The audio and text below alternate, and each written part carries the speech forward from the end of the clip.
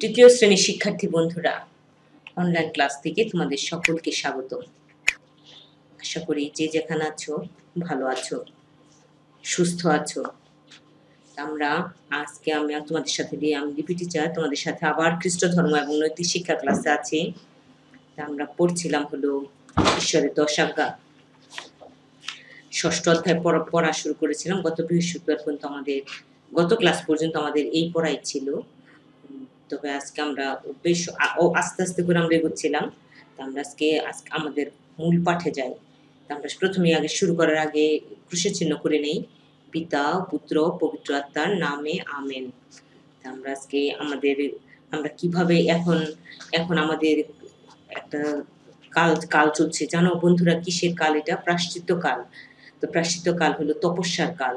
এই সময়ে হলো আমাদের ছোট ছোট ত্যাগ স্বীকার করতে হবে যিশুর জন্য, যিশুর ক্রুশের ভার লাঘব করার জন্য। পিতামাতার কথা শুনতে হবে, বাধ্য থাকতে হবে। ছোট ছোট ত্যাগ স্বীকার করে, তোমার যদি বার্গার খেতে ইচ্ছে করে, তুমি একটু ত্যাগ স্বীকার করে অন্য কিছু খাও, এত দামিটা না খেয়ে ওই পয়সাটা তুলে রাখো তোমার ছোট একটা ব্যাংকে। ফাদারের বাড়িতে কত ব্যাংক, একটা ব্যাংক নিয়ে আসো বন্ধুরা। ওই ব্যাংকের মধ্যে কিছু পয়সা জমিয়ে রাখো। তারপর তুমি শুক্রবার দিন যদি তুমি রোজা করতে না পারো সেই 12টা পর্যন্ত, কোনো সমস্যা নেই। তুমি যতটুকুন পারো, যেই সময়টুকুন পারো, তুমি একটু 1 ঘন্টার জন্য যদি পারো 1 ঘন্টাই করো। ওইটুকুর জন্য কিছু তোমার যে খেতে ইচ্ছে করছিল, ওই থেকে তুমি একটু ইচ্ছা করে কিছু পয়সা তুলে রাখো। ওগুলো জমাইতে তোমার এক সময়ে ভালোই একটা অ্যামাউন্ট হবে। ওইটা তুমি জমা দিতে পারবে ফাদারের কাছে, যে ফাদার, আমি সারা প্রায়শ্চিত্তকালে একটু একটু করে ত্যাগ স্বীকার করে জমিয়ে রেখেছি এবং এটা আমি আজকে পূর্ণ শুক্রবারে আপনার হাতে তুলে দিচ্ছি। আপনি এটা যে কোনো গরিব মানুষকে দিয়ে দিবেন। তাতে তোমার একটা মঙ্গলময় কাজ হলো, পুণ্যের কাজ হলো। এইভাবে ছোট ছোট ত্যাগ স্বীকার আমরা করতে পারি। তারপর হলো নিজে পড়াশোনা করতে ইচ্ছা করে না, একটু সময় ধৈর্য ধরে ঈশ্বরের দিকে তাকায়, যিশুর দিকে তাকায়, যিশু ক্রুশের দিকে তাকায় আমরা একটু মনোযোগ দিয়ে পড়াশোনা করতে পারি। যে আমার এখন লিখতে ইচ্ছা করছে না, থাক, আমি আমার এই ইচ্ছাটাকে দমন করে যে ইচ্ছে করছে না, এই এই ত্যাগ স্বীকারটা করে আমি একটু লিখে নেই, সিডব্লিউ কাজটা আমি লিখে ফেলি ধর্ম। তাতেই তোমার ছোট্ট একটা ত্যাগ স্বীকার হবে। এতেই ঈশ্বর খুশি হবেন, যিশু খুশি হবেন এবং তোমাকে দেখবে যে আরো জ্ঞান, বিদ্যা, বুদ্ধি দিবেন। তোমার যেই সময় যেই পড়াশোনাটা করতে, তোমার যেই রচনাটা মুখস্থ করতে তোমার সময় বেশি লাগতো, দেখবে যে তুমি অল্প সময়ের মধ্যে তুমি এটা শিখে ফেলেছো। এর জন্য বন্ধুরা, ছোট ছোট ত্যাগ স্বীকার আমাদের এই প্রায়শ্চিত্তকালীন সময়ে করতেই হবে, কোনো কথা নেই। পিতামাতা সহ করতে হবে। আর সন্ধ্যাবেলা তো প্রার্থনা করতেই হবে। শুক্রবার দিন ক্রুশের পথে যদি যাও, এখনো করোনা ভাইরাস কিন্তু তোমার শেষ হয়নি। মাস্ক পরে যদি তোমার বাবা তোমাকে সাথে নিয়ে যেতে চান, তবে যেও, তবে স্বাস্থ্যবিধি মেনে তোমাকে যেতে হবে ক্রুশের পথে। তারপর রবিবারে খ্রিস্ট জাগে। এইভাবে আমরা আর কি প্রায়শ্চিত্তকালটা শেষ করতে থাকবো। প্রতিদিনই কিছু কিছু কাজ করতে থাকবো। তবে এই সপ্তাহের এই আজকে মাত্র নতুন ক্লাস শুরু হলো। তো আজকের ক্লাস থেকে এই সপ্তাহ পর্যন্ত, বৃহস্পতিবার পর্যন্ত আরেকটা ক্লাস পাবো। তো এই সপ্তাহের ক্লাসের মধ্যে আমাদের এই থাকবে যে আমরা ইচ্ছা দমন করব। একটা কাজ করব যে আমরা ইচ্ছা দমন করব, আর বেশি আবদার করব না পিতামাতার কাছে। 2টা কাজ। একটা হলো আমাদের লিখতে ইচ্ছে করছে না, সিডব্লিউ খাতায় আমরা লিখবো, এটা একটা ত্যাগ স্বীকার করবো। আরেকটা কাজ করব হলো বায়না করব না মায়ের কাছে বা বাবার কাছে বেশি ভালো কিছু খাওয়ার জন্য। এই প্রায়শ্চিত্তকালে ভালো কিছু খাওয়ার জন্য বায়না করব না। এই 2টা ত্যাগ স্বীকার আমরা করব। ঠিক আছে বন্ধুরা? তাহলে চলো এবার মূল পাঠে যাই। মূল পাঠে আজকে আমরা অর্ধেক পর্যন্ত সেই ঈশ্বরের প্রথম আজ্ঞার অর্থ পর্যন্ত আমরা পড়েছিলাম। আজকে আমাদের হলো কিভাবে ঈশ্বরের আরাধনা বা উপাসনা করা যায়, ঈশ্বরকে, সেই কথাটাই আমরা আজকে পড়বো এবং এই পাঠ থেকে কি শিখলাম সেটা মনে করিয়ে দিব। তো ঈশ্বরের 10 আজ্ঞা তো আমি বলেছিলাম, ঈশ্বরের 10 আজ্ঞাটা সিডব্লিউ খাতায় লিখবে, এসডব্লিউ খাতায় লিখবে। নিশ্চয়ই লিখেছো বন্ধুরা। তাই প্রথম আজ্ঞার অর্থটা আমি বুঝিয়ে দিয়েছিলাম, যে কিভাবে ঈশ্বরকে পূজা করবে এবং কেবল তারই সেবা করবে। এই পড়াটা আমাদের প্রথম অধ্যায়ের প্রথম আজ্ঞার অর্থ ছিল। অর্থটা আমি গত ক্লাসে বুঝিয়ে দিয়েছিলাম। আজকে আমাদের পাঠের পড়া হবে কিভাবে ঈশ্বরের আরাধনা করা যায়। আমরা চলো মূল পাঠ থেকে পড়াটা পড়ি। ঈশ্বরকে শ্রদ্ধা ও ভক্তি করে তুমি মনে মনে মুখে মুখে বলবে কিন্তু অন্তরে করবে না, তা হবে না। তার কাছে প্রার্থনা করে মন দিয়ে প্রার্থনা করতে হবে। যা চাও তুমি তাই তোমার হবে। তুমি মন দিয়ে প্রার্থনা করতে হবে তোমাকে। তোমাকে ছোটবেলা থেকে এই প্রার্থনার অভ্যাস করতে হবে বন্ধুরা। তুমি বড় হলে তোমার আর এগুলো নিজের কাছে ভালো লাগবে না। এই ছোটবেলা থেকে তুমি যদি প্রার্থনার মনোযোগী হও, দেখবে যে এটা তুমি কোনো দিনই বাদ দিতে পারবে না। তোমার জীবনের একটা অংশ, তোমার চলার পথের পাথেয় হয়ে থাকবে। তার প্রশংসা করে, সবসময় তার প্রশংসা করতে হবে। এই যে বেঁচে আছি আমরা, তার প্রশংসা ছাড়া আমাদের কোনো উপায় নেই। তার প্রশংসা করতে হবে। আমরা যে সবাই করোনা ভাইরাসের হাত থেকে সুস্থ আছি, তার প্রশংসা করতে হবে। সময়ে অসময়ে, কারণে অকারণে তার প্রশংসাই করতে হবে। প্রতিজ্ঞা ও ব্রত পালনের মাধ্যমে যে আমি প্রতিজ্ঞা করেছি যে আমি আমার CW কাজগুলা আমি অবহেলা করব না, আমি করে নেব। আর মা-বাবা কেন তোমাকে তো বারবার বলবেন বলো যে এই ভিডিওটা একটু দেখো, কাজগুলো করো, কাজগুলো লেখো, তোমার লিখতে হবে। মা-বাবা যেন এতবার না বলেন। তুমি নিজ দায়িত্বে, নিজের ইচ্ছায় তুমি এই কাজগুলো করবে। এখন 3 তে পড়ো, একটু বড় হয়েছো। বন্ধুরা এইটা নিজের দায়িত্ব নিয়ে, নিজের ইচ্ছায়, ঈশ্বরকে সাথে নিয়ে করবে। এইভাবেই তো আমরা নিজের ইচ্ছা শক্তিটা যখন ঈশ্বরের ইচ্ছা শক্তিটা যখন নিজের ইচ্ছা শক্তির সাথে মিল করে নিব, তখনই আমরা শয়তানকে প্রতিরোধ করতে পারবো। তারপর ৫ নাম্বার হলো ধর্মীয় ও সামাজিক দায়িত্ব পালন করে। ধর্মীয় যে দিকগুলো আছে, গির্জায় যেতে হবে, পারিবারিক প্রার্থনা করতে হবে, নিজের জন্য প্রার্থনা করতে হবে, পড়ার আগে পবিত্র আত্মার কাছে প্রার্থনা করতে হবে, তারপর পড়ার শেষে ঈশ্বরকে ধন্যবাদ দিতে হবে, সারাদিনের জন্য ঈশ্বরকে ধন্যবাদ দিতে হবে, বাঁচিয়ে রেখেছেন এর জন্য তোমাকে ধন্যবাদ দিতে হবে, ভাই বোনরা ভালো আছে, মা-বাবা ভালো আছেন, সবকিছু নিয়ে করতে হবে। আবার সামাজিক দায়িত্ব, এই যে কি দুঃখী মানুষদের জন্য একটু সহযোগিতা, সাহায্য করতে হবে এগুলো। আর তুমি বাচ্চা মানুষ, তুমি এখন সামাজিক দায়িত্ব এতটা পালন তো করতে পারবে না, কিন্তু ছোট ছোট কাজ দিয়ে আমরা সামাজিক দায়িত্বটা পালন করতে পারবো। ওই যে বলেছি তোমার ব্যাংকের মধ্যে কিছু তুমি তুলে রাখো প্রত্যেকদিন। তোমার নিজের কাছ থেকে, বাবার কাছ থেকে চেয়ে যে বাবা আমাকে আজকে তোমার যে কয়েনগুলো হয় এই কয়েনগুলো আমাকে দিও, আমি এটা আমার ব্যাংকে ভরে রাখবো। তো এটা আমি সপ্তাহ শেষে যখন ফাদারের কাছে যাব তখন, বা পূর্ণ শুক্রবারে যখন যাবে তখন তুমি ব্যাংকটা ফাদার হাতে তুলে দিলে যে ফাদার দুঃখী মানুষদের জন্য আমার এইটুকুন জমানো টাকাটা আপনি দিয়ে দিবেন, বা জমানো অর্থগুলো দিয়ে দিবেন। তুমি যেইটুকুন পারো, তোমাকে বলেনি আমি তোমাকে বলছি না তুমি অনেক কিছু জমিয়ে রাখো, বাবার কাছ থেকে নিয়ে, জোর করে নিয়ে, মায়ের কাছ থেকে নিয়ে ব্যাংক ভরে রাখো, আমি বলছি না এই কথা। তোমার যেইটুকুন খরচা করতে ইচ্ছে করছিল ওই থেকে বাঁচিয়ে তুমি তুলে রাখবে। ঈশ্বর ও মানুষকে ভালোবেসে, সব মানুষকে ভালোবাসতে হবে, ঈশ্বরকেও ভালোবাসতে হবে। দীনদরিদ্রের সেবা করে, যা বলেছিলাম এতক্ষণ, তার ইচ্ছা পালন করেও বাধ্য থেকে, দেখো তার ইচ্ছা পালন করেও বাধ্য থেকে, বাধ্য তো প্রথমেই তুমি যদি পিতামাতার বাধ্য হও, তবে তুমি গুরুজনদের বাধ্য হয়ে চলতে পারবে। তুমি যদি ছোট হও ভাই বোনদের মধ্যে, তবে তুমি বড় ভাই বোনদের বাধ্য হবে।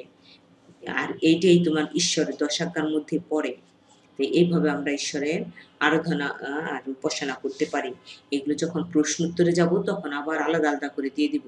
আজকে শুধু পড়ে নিচ্ছি এবং বুঝিয়ে দিচ্ছি। এইবার আসি এরপরে স্বপ্ন ও সমর্পণ দুই ভাই বোন। চলো একটা গল্প দিয়ে বিষয়টা বলি। একজনের বয়স 10, অন্যজনের বয়স 7 বছর। তাদের দুজনেরই রয়েছে ঈশ্বরের প্রতি গভীর ভক্তি ও ভালোবাসা। তারা প্রতিদিন সন্ধ্যায় মায়ের সাথে প্রার্থনা করে। দেখো, আমি প্রত্যেকদিন এক কথা বলি ধর্ম ক্লাসে যে বন্ধুরা, সন্ধ্যাবেলা কিন্তু প্রার্থনা অবশ্যই করতে হবে। সন্ধ্যার সময় সারাদিন শেষে ঈশ্বরকে ধন্যবাদ তোমাকে দিতেই হবে। আজকে ভাল লাগছে না, আজকে করব না, কালকে করব। না, কালকের জন্য কোনো কাজ ফেলে রাখবে না। তোমার আজকের কাজ আজকেই শেষ করতে হবে। তাদের মা বাইবেল পাঠ করে শোনালে তারা মন দিয়ে শোনে। কত বাধ্য তারা, দেখো, স্বপ্ন আর সমর্পণ। টিভিতে তাদের প্রিয় অনুষ্ঠান থাকলেও তারা প্রার্থনা বাদ দেয় না। রবিবার দিন স্কুল খোলা থাকলেও তারা নিয়মিত খ্রিস্টজাগে যোগ দেয়, খ্রিস্টজাগে যায়। রাস্তায় গরিব দুঃখী মানুষ দেখলে তারা দান করে। যেইটুকুন পারো তুমি ওইটুকুনই দান করো, যে সে অন্তত কিছু খেয়ে বাঁচতে পারবে।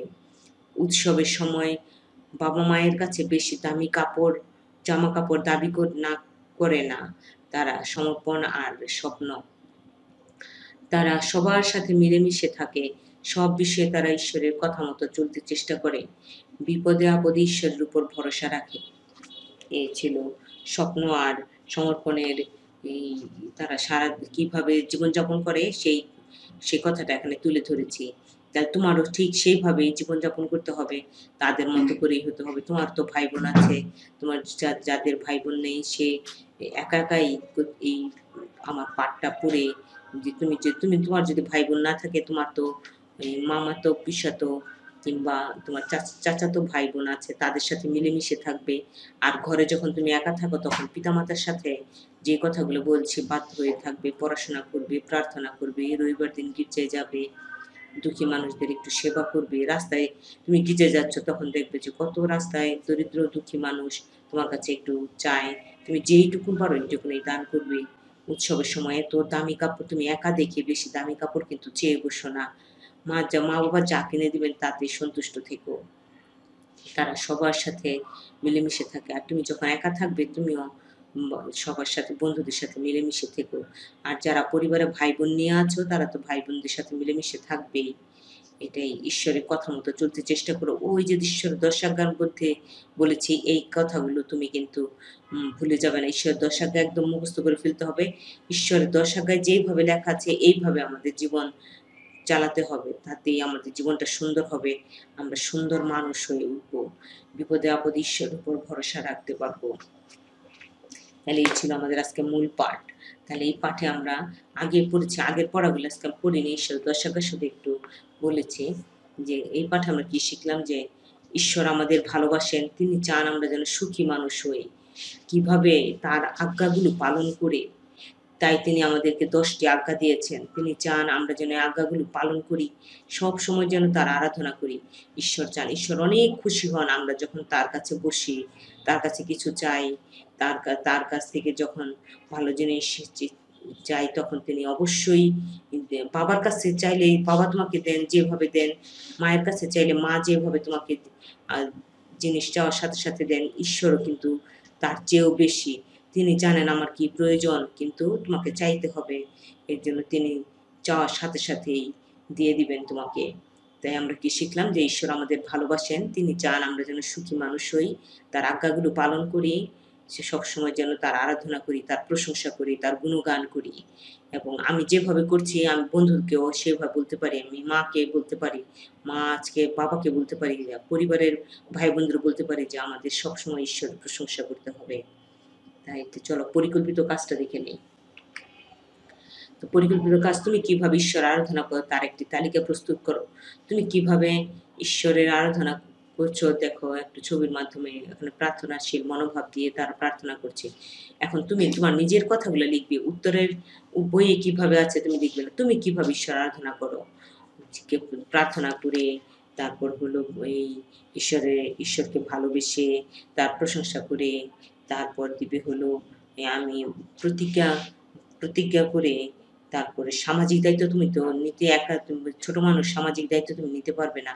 তুমি দিবে ধর্মীয় কাজগুলো করে, তারপরে মানুষকে ভালোবেসে, ঈশ্বরকে তো ভালোবাসবেই, ঈশ্বরকে মানুষকে ভালোবেসে দুঃখী মানুষদের সেবা করে, এরকম করে নিজের মতো করে একটা তালিকা তৈরি করবে এটা। আর প্রথম আজ্ঞাটি একটি কাজ, প্রথম আজ্ঞাটি একটি কাগজে সুন্দরভাবে লিখে চারদিকে ফুল পাতার নকশা অঙ্কন করো। তারপর একটি জায়গায় সাজিয়ে রাখো প্রথম আজ্ঞাটি সুন্দর করে। এটা হলো তোমার সিডব্লিউ খাতার কাজ।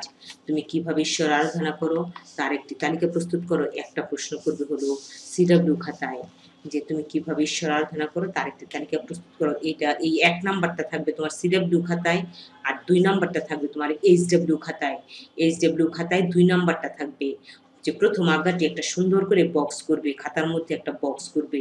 বক্স করে চার কিনার দিয়ে নকশা করে ফুল পাতার নকশা একটা অঙ্কন করবে, স্কেল দিয়ে কেটে ওই ঘরের মধ্যে সুন্দর করে একটা ফুল পাতার নকশা অঙ্কন করবে। নকশা অঙ্কন করে প্রথম আজ্ঞাটা সুন্দর করে একটু বড় করে লিখে, আবার যদি একটু কালার করতে পারো প্রথম আজ্ঞাটি কি আছে বন্ধুরা মনে আছে? তুমি আপন প্রভু ঈশ্বরকে পূজা করবে, কেবল তারই সেবা করবে। এই একটা বাক্য তোমাকে পুরো সবগুলা লিখতে হবে না। প্রথম আজ্ঞাটি একটা বাক্য লিখে ৪ কোণা দিয়ে বক্স করে সুন্দর করে এইচডব্লিউ নং ফেব্রুয়ারি মাসের মাত্র এই যে এইচডব্লিউ নং 2 হবে।